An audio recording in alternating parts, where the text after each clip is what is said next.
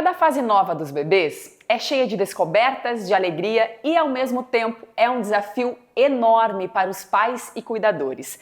No Momento Baby Be Free de hoje, nós vamos falar sobre introdução alimentar. Esse assunto ele rende muito, porque é cheio de dúvidas, por onde começar, qual o caminho certo e por aí vai.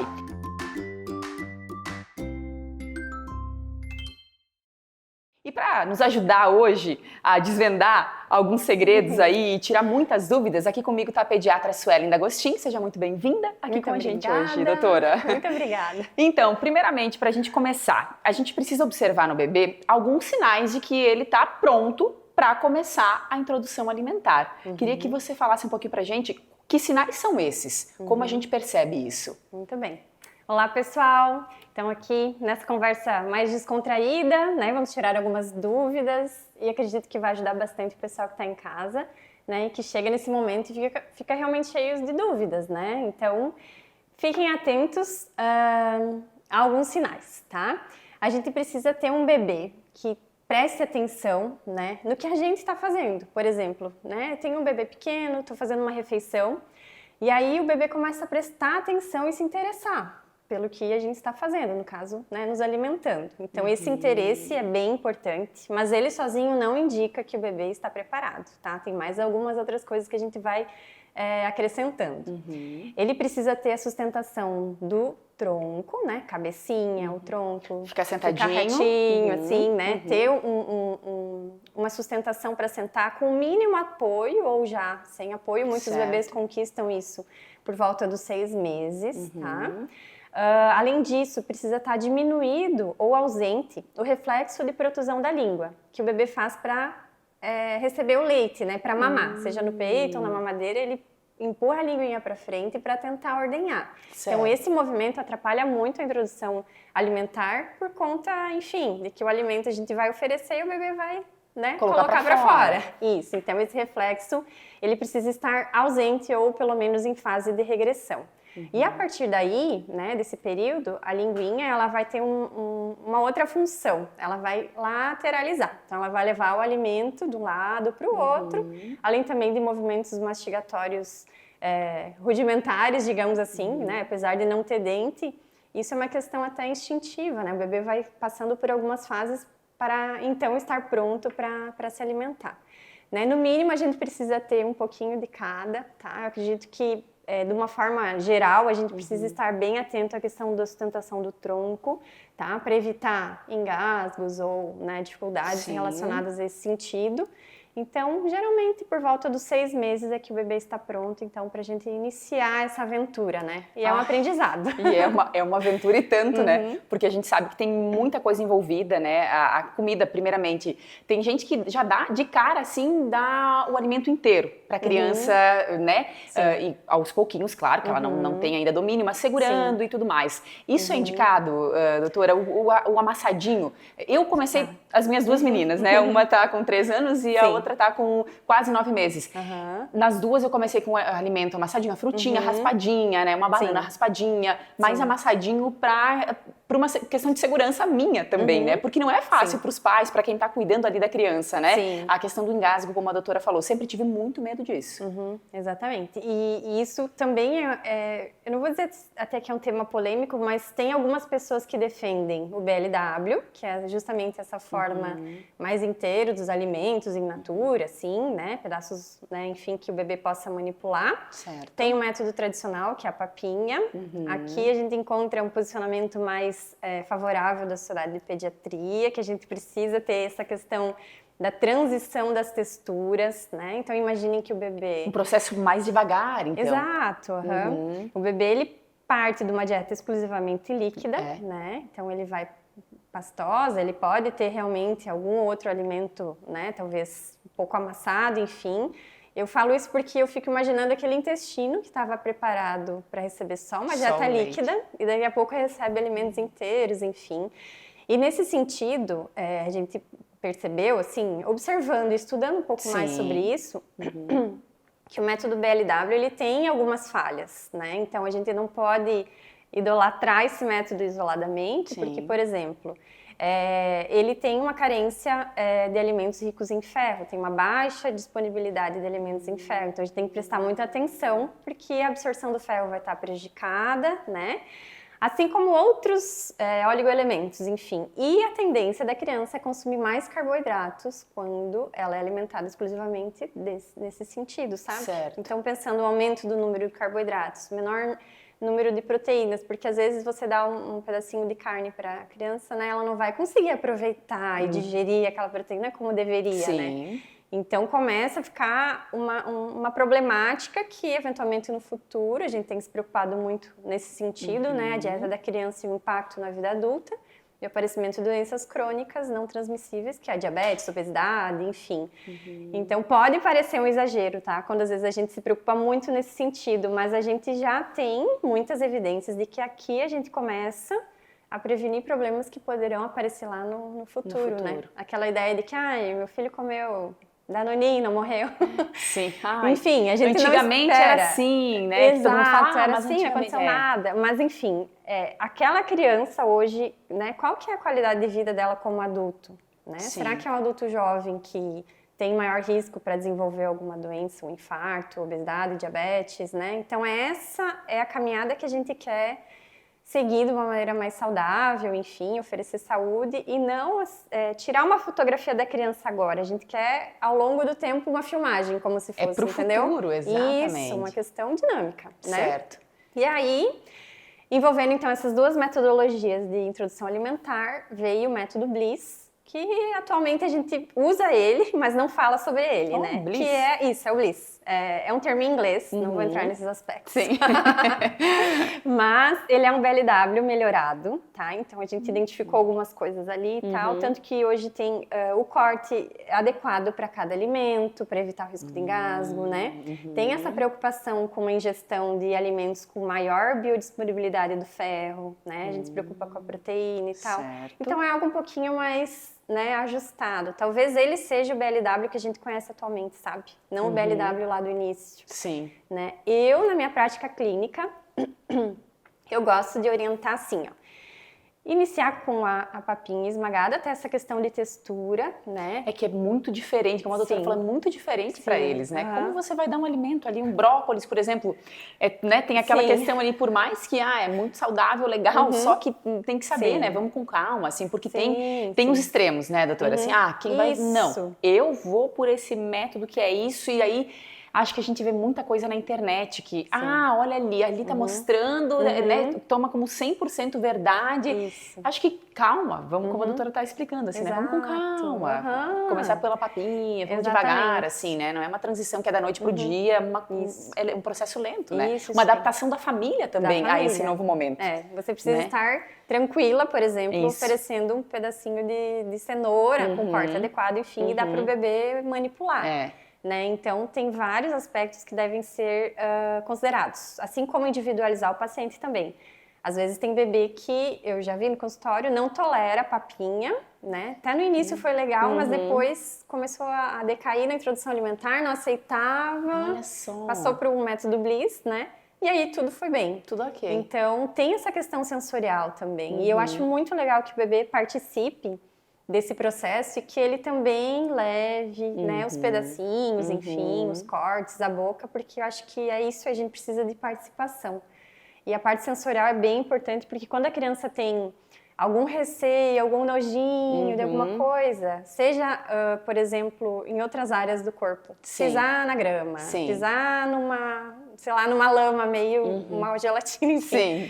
Isso acaba se estendendo para a questão da alimentação. Então, às vezes, a gente vê uma dificuldade alimentar que a gente precisa trabalhar o sensorial da criança para, então, ela conseguir tolerar certas consistências, Olha sabe? só, quer dizer, o corpo tá tudo interligado, assim. Olha só. Exatamente. E você comentou aí que, né, que já viu no consultório, por exemplo, crianças que não toleravam a papinha, alguma coisa nesse sentido. E crianças que também, não aceitavam o alimento mesmo. Já ouvi falar. Também. Não tá comendo, meu Deus, o que eu faço? 6 meses, minha criança tem que comer. Isso também, a gente precisa ir com calma, ter um pouquinho de paciência, né? Quando, ou não, realmente precisa buscar ajudas. Começou a introdução alimentar, a criança não está aceitando, né? Quando perceber isso também, né? O que isso é um problema, pode ser um problema, doutora. Sim, exatamente.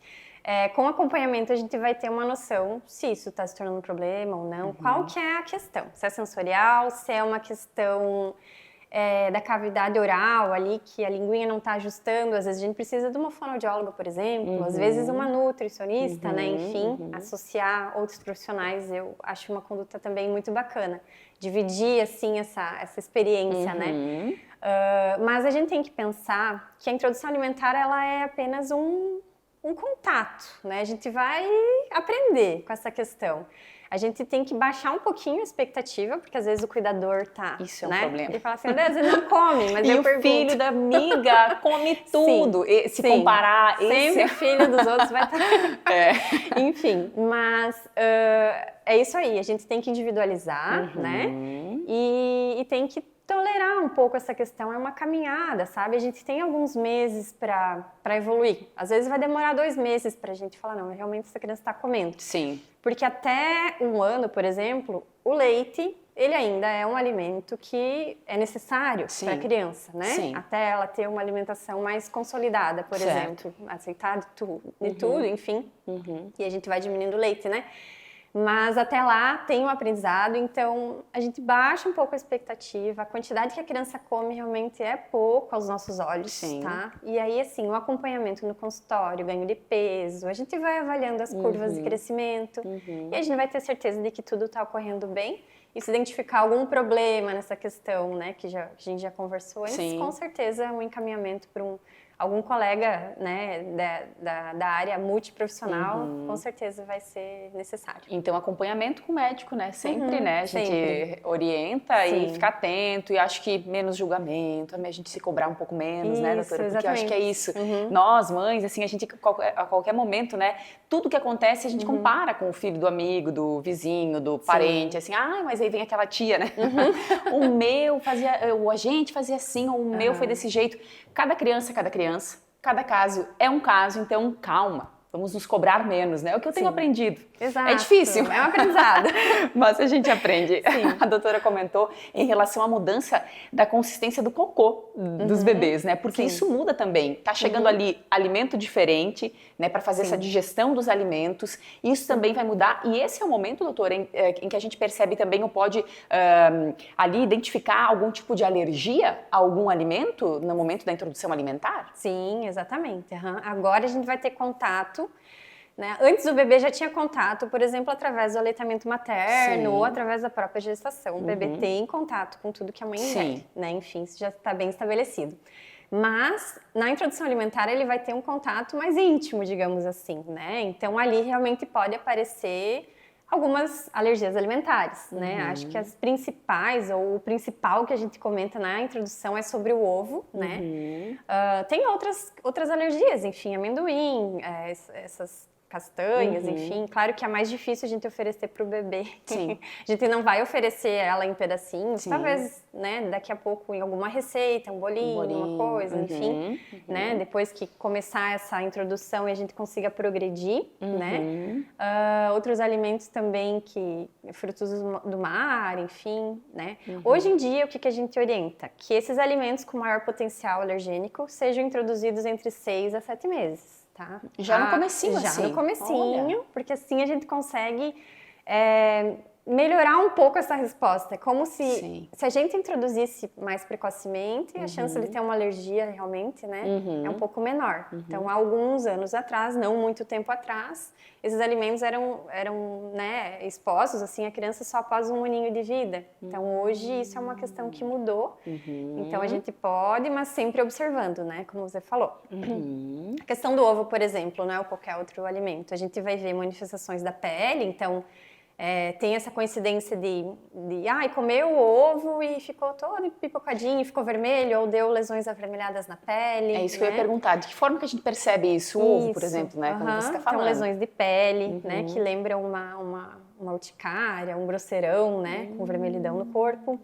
Uma das manifestações mais comuns é gastrointestinal, então vômitos, né? Às vezes, o bebê comeu no almoço o ovo, foi apresentado, E aí lá por umas 2 horas da tarde vomitou horrores, como nunca vomitou. Esse é um sinal de alerta, né? Alguma coisa ser... algo Pode não ser que está não bem. tá certo. Isso, exatamente. Precisamos investigar. Sim. Melhor, né? E a diarreia também é uma questão que pode aparecer nessa situação de alergias alimentares, né? E a questão da alimentação também vai interferir na acidez do cocô do bebê, né, doutora? Isso tudo muda, muda totalmente, assim, né? Exatamente. Porque é diferente estar comendo alimento do que, como a doutora falou, só no leite, por exemplo, né? Exato. Aleitamento materno. As fezes mudam a sua composição, então vai ter restos alimentares não digeridos, vai mudar o pH, e isso pode dar uma repercussão de pele, né? Então as fezes entram em contato ali com o bumbum do bebê, digamos assim, né? E aí vai começar a ter uma alergia, uma assadura, mas da onde que tá vindo isso e tal? E às vezes tem relação realmente com a introdução alimentar, sabe? Às vezes é só um ajuste de conduta, enfim, claro, né? Cada caso é um caso, mas é importante que nesse momento os familiares também prestem atenção nesse sentido, né? E tomem mais cuidado com a região das fraldas. E usem fraldas de qualidade, porque é aí que a Baby Be Free também entra, né? As fraldas dermoprotetoras da Baby Be Free auxiliam muito nisso, aquela camada dermoprotetora vai ajudar muito o bebê, produtos de qualidade, né? Que são testados dermatologicamente, livre de APLV, então tudo isso faz a diferença, né? Você tá ali com um produto que vai garantir um conforto maior, uma qualidade de vida para o bebê, né? Aquele bebê que faz de repente um cocô muito forte, alguma coisa nesse sentido, né? Até o lenço umedecido também da Baby Be, que é excelente, tem a umidade na medida certa, a pomada, tudo isso vai ajudar muito. Muitas fraldas também que têm composição diferente de material, a gente comentava antes um pouquinho assim, questão de plástico na região da barriguinha também, isso pode causar também, né? Não só no bumbum, mas em outras regiões, doutora. Exato, exatamente. Essa questão do tipo do material que é utilizado pode gerar uma dermatite de contato, né? Só por irritante primário, que seria o plástico, por exemplo, né? Enfim, esse produto. E também uma dermatite porque não deixa a pele transpirar. A região lombar, aqui as costinhas do bebê, é uma região que sua bastante, né? E às vezes não tem aquela troca, não consegue respirar, entre aspas. Sim. E aí também aparecem algumas lesões que estão relacionadas ao produto mesmo, né? Então, por isso, escolham Baby Be Free, que aí vocês vão estar bem tranquilos, a família toda fica muito contente, porque o bebê fica seguro e a família toda também. A gente comentou então sobre as mudanças quando começa a introdução alimentar, né? Só que tem outro processo também, né, que traz uma mudança grande no momento em que as crianças começam as vacinas. E é muito cedo, ali 2 meses de vida as crianças já começam a receber as vacinas, importantíssimas para o sistema imunológico da criança. Então as crianças precisam dessas vacinas, mas aí também é que pode desenvolver ou até, né, demonstrar alguma coisa diferente ali nas fezes, no cocô do bebê mesmo, né? Tem a rotavírus, que é um dos exemplos, né, doutora? Comenta um pouquinho pra gente. Exatamente. Eu acredito que de todas as vacinas, assim, acho que em relação à parte gastrointestinal é que mais pode, né, causar alguma outra reação da vacina, e é totalmente aceitável diante da importância, né, da vacinação, com realmente. certeza. E aí a gente vai ficar de olho, então, porque realmente o rotavírus, ela é uma vacina direcionada para complicações mais graves do vírus, né? Então ela previne a diarreia nessa forma grave. E como ela tem um tropismo intestinal, então ela quer agir, digamos assim, no intestino, uma doença gastrointestinal, podem causar algumas manifestações. A diarreia, acredito que seja mais comum, mudança ali na questão do cocô, e às vezes até mesmo sangramento nas fezes. Isso pode acontecer após a vacinação. É mais difícil, mas já vi relatos, isso realmente existe de fato, né? E aí vem também uma questão que gerou um pouco de dúvida há um tempo atrás, se pacientes com APLV poderiam fazer rotavírus, o que acontece, né? Não precisa, enfim, ter receios, tá? Os pais, os cuidadores que estão em casa, porque é uma vacina super segura, independente se a criança tem APLV ou não tem, então todas as crianças devem receber, tá? E realmente tem essa questão de talvez prestar um pouquinho mais atenção, né, na área do períneo, do bumbum, se alguma assadura aparecer ou se tiver uma diarreia, né, promover todos os cuidados necessários. E lembrando também que, por mais que as fraldas, né, elas protegem ali, né, a gente sabe que a troca das fraldas também, a Baby Be Free, por exemplo, tem uma duração ótima, né, então assim, a criança pode ficar com a fralda quase 12 horas ali, passando a noite, por exemplo, já fiz essa experiência. é tranquilo, o bumbum tá protegido, ela tem a camada dermoprotetora que vai auxiliar muito nisso. Então, mas por mais que a gente tem né, toda essa proteção, a gente sabe que os pais também precisam ficar atentos à troca de fraldas, né? Claro que, quando o bebê vai fazer cocô, você vai estar ali, vai dar uma olhadinha, ó. A gente não vai deixar o bebê ali nesse contato, principalmente na vacina do rotavírus, né? Acho que imediatamente tem todo um processo ali de ter um descarte correto, né? Lavar muito bem as mãos, por conta dessa presença. Seria da vacina nas fezes também, né? Sim, doutora? Ele é um vírus vivo atenuado, né? Então, é uma vacina também que, por exemplo, numa UTI, neonatal ou numa enfermaria, a gente não tem a orientação de fazer, né?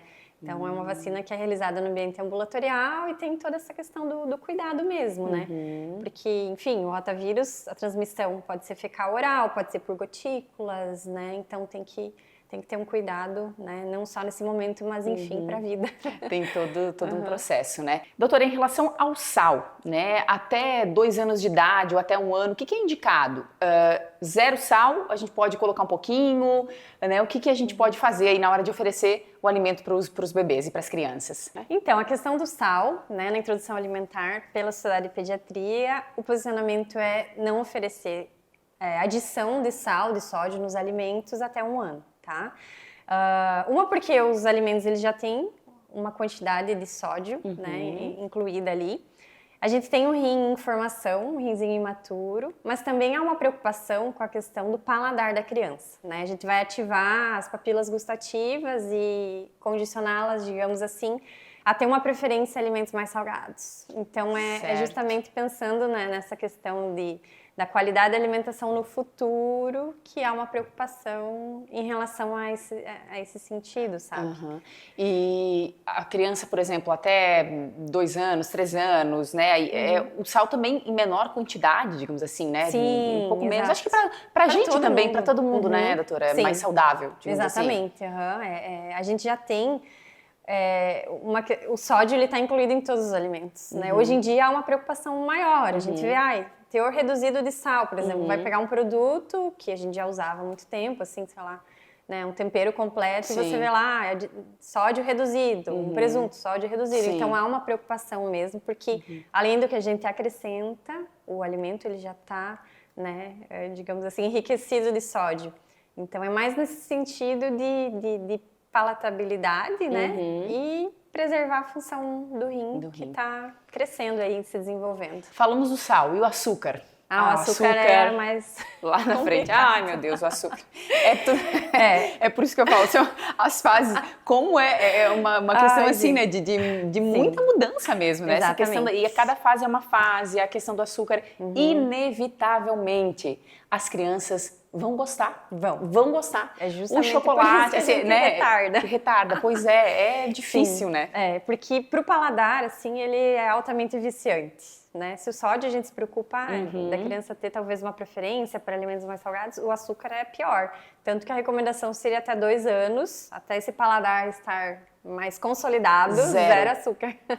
Tá? E 0 industrializados, assim, se puder, né? Claro, enfim, às vezes a gente vê que a rotina não é como a gente gostaria, que é corrido e às vezes acaba pegando alguma coisa pronta, digamos assim, né? Enfim, não estamos para julgar. Sim. Mas para orientar, claro, e entender o porquê que tudo isso acontece. E pensar na saúde dos pequenos também, né, doutora? Exatamente. Pensando assim, ó, no consultório, que eu vejo todos os dias, as coisas se repetem, né? Sim.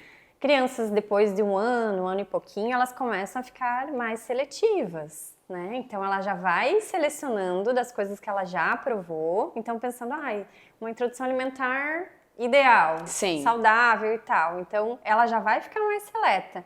Imagina se ela tiver conhecimento desses outros alimentos com adição, né, que vão ser mais gostosos. Não tem como a gente negar. Não tem como né? Enfim, um pedaço de bolo e, sei lá, um pedaço de maçã. Sim. Né? A gente que já é adulto e que já tem um paladar mais, né, viciado, a gente já provou de tudo, né? Se eu não for pensar na saúde, é claro que eu trocaria um pedaço, né? Eu ficaria com um pedaço de bolo. Então, a gente quer tentar ensinar a criança para que ela goste também dos outros alimentos e que, eventualmente, né, depois dos 2 aninhos, por exemplo, tem uma festa de aniversário, vai comer um bolo, vai comer alguma coisinha lá, ela vai comer, mas o que a gente vê nessas crianças é que elas não vão devorar aquilo, sabe? Elas vão provar, ok, mas não vai ser o foco da alimentação dela em casa, entendeu? Então, é mais nesse sentido ali de preservar esse paladar, porque a gente sabe que vicia. Vicia, e eles, né, eles acostumam, assim, como você falou, sabe, eles aprendem o que é, né, assim, chocolate, então eles já sabem, né? É gostoso, é gostoso, é bom, não tem como negar. Outra questão, o paladar das crianças, a doutora comentou, muda, né, assim, eu vivo isso na pele, sinto na pele, né, a minha filha comia de tudo e agora não quer mais. Legume é uma dificuldade muito grande e de inserir o legume, né, e outros alimentos. O que fazer? Vai insistindo nisso, né? Vai insistindo nesses alimentos, ou uma hora vai voltar, calma, né? Não se desespera. O que fazer para os pais e quem está ali no dia a dia cuidando, que também variar o cardápio também não é uma tarefa difícil, assim, né? Pensar hoje, vamos fazer uma coisa diferente, isso, e a criança não aceita de jeito nenhum, né? É muito complicado. É complicado, né? E a gente tem que pensar que não dá para tornar a hora da refeição uma hora um terror, assim, sabe? Tipo, eu vejo muito que às vezes é comportamental, né? Por exemplo, vou dar um exemplo aqui, não sei se vai ser aplicável ou não, enfim, mas tinha uma criança que tinha uma dificuldade alimentar tão importante porque ela era pressionada a comer, sabe? A sentar e comer, então era uma hora de estresse, na casa da avó era pior, tanto que ela nem queria mais ir na avó. Nossa. Então eu fui investigando e perguntando e a gente, né, acaba tendo aquele feeling, claro, né? Tu sabe onde que tá o problema. E aí, precisa entender também, né? Exato, chegar a esse ponto, assim, da criança ter uma fobia mesmo de comer, porque é um momento difícil, triste, e é muita pressão, né? Então, comer tem que ser algo legal, prazeroso, sem ficar obrigando a criança a comer tudo que tá no prato, por exemplo. A gente também tem dias e dias. Às vezes eu quero comer um pouco mais, às vezes tá tudo bem, às vezes tá calor, sei lá. E infelizmente, às vezes também, a gente, não tô afim de feijão hoje, eu quero outra coisa, né? E a gente quer, de certa forma, empurrar pra criança, né? Coitados. Ai, meu Deus. Agora eu tô pensando aqui, tá acontecendo né? Então, tolera, deixa, tudo bem, comeu aquilo, tudo certo. Daqui a pouco a gente compensa com uma hora do lanche um pouquinho mais nutritiva, né? Faz sei lá, enfim. Tem várias coisas para se fazer, né? Ou às vezes não quer comer naquela hora, a gente guarda o almoço, enfim, né? Mas mudar a forma de apresentação desses alimentos também pode ajudar, né? Então, às vezes, uma torta de legumes, uma sopinha de legumes, um macarrão com o espinafre que ele fique verde, sabe? A gente consegue introduzir de umas formas um pouco diferentes do que aquela forma convencional, né? Que às vezes enjoa mesmo, né? Às vezes tu não aguenta mais comer cenoura cozida daquele jeito, enfim. Então, acho que variar e claro, né? A gente vai pegar mais leve, mas também não vai ficar, enfim, né, negligenciando talvez essa refeição, mas só porque realmente é questão de pressão psicológica, isso interfere bastante. Não é legal e vai só atrapalhar. Exatamente. Não é fácil, porque aí tem a fase do só come massa, só come, né, alimentos. Isso também é uma dificuldade, eu acredito que conversando com outras mães também, a criança não tolera molho, por exemplo, né? Assim, a massa tem que ser a massa só cozida, purinha. O arroz, arroz branco, assim, sem tempero, sem muito gosto. Isso também é uma questão, doutora, que vai mudar? A gente pode ficar um pouco mais calma? Vai mudar. Por favor. Vai mudar, pode ficar mais calma. Isso realmente é um comportamento bem peculiar dessa primeira infância ali, né? Então não tolera muita coisa, tem um pedacinho, temperinho, tira pro lado, mas é uma gosto diferente às vezes, né? Exatamente. Não quer, tem medo de provar uma coisa nova, sabe? Então às vezes tu vai insistindo, a criança, opa, provou, gostou, então dá uma relaxada, tá? Realmente vai passar. É só procurar não cometer tantos erros, por exemplo, substituir uma refeição importante por leite ou por uma coisa, sabe, altamente calórica e pouco nutritiva, né?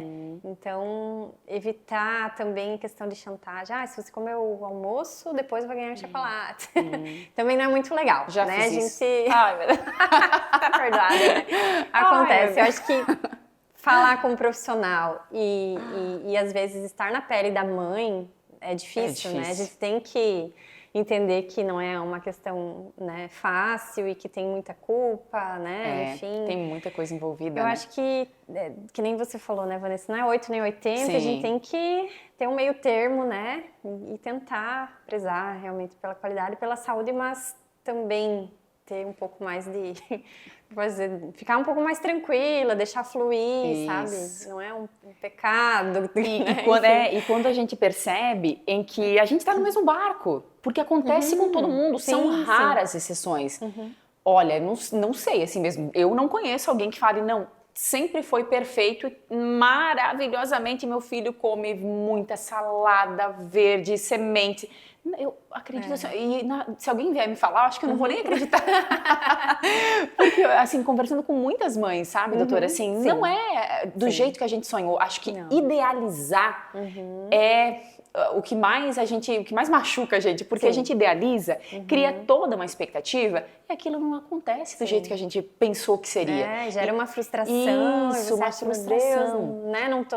Sou uma boa mãe. O que eu tô fazendo de errado? Imagina. Já me cobrei várias vezes, assim, né? Então, eu acho que é nesse sentido, assim, a gente tem que ir com um pouquinho mais afeto e nos acolher. A gente primeiro, assim, ó, calma, vamos lá, respira fundo se hoje não deu. Você tá dando o seu melhor. A gente tá dando o nosso melhor, porque eu acredito muito isso, assim. E a pediatria é isso, né, gente? É não só cuidar do bebê daquela forma, né, sistemática, e tem que ser assim, a gente tem que acolher a família, né, e tá ali para apoiar, enfim, orientar, mas de uma forma humanizada e, enfim, entendendo, acolhendo até a mãe muitas vezes, né?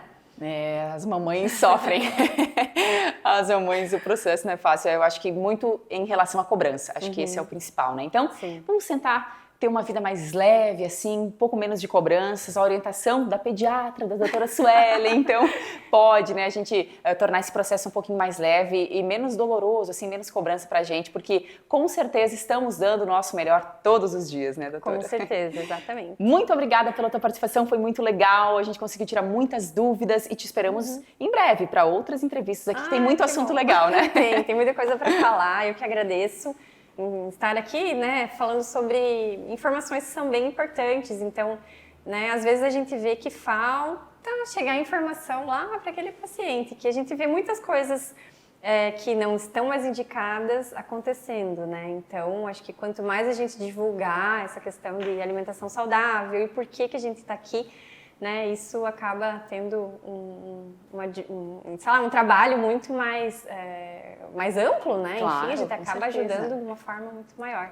Então, muito obrigada pelo convite. A gente que agradece. Estou aqui também para as próximas edições. Isso aí, com certeza, esperamos. Pessoal, é isso por hoje, então. Até a próxima. Tchau, tchau.